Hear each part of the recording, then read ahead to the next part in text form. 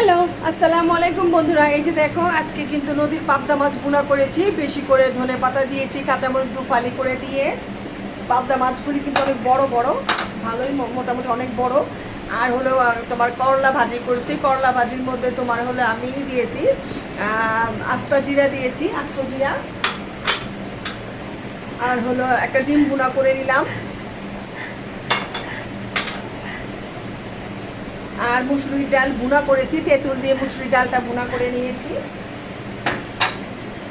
আমার জন্য আলু ভাজি করে নিয়েছি। এই তো ছিল আজকের আয়োজন। যদি ভালো লাগে তাহলে লাইক, কমেন্ট, শেয়ার আর সাবস্ক্রাইব করে পাশে থাকবেন। আলহামদুলিল্লাহ, খোদা হাফেজ।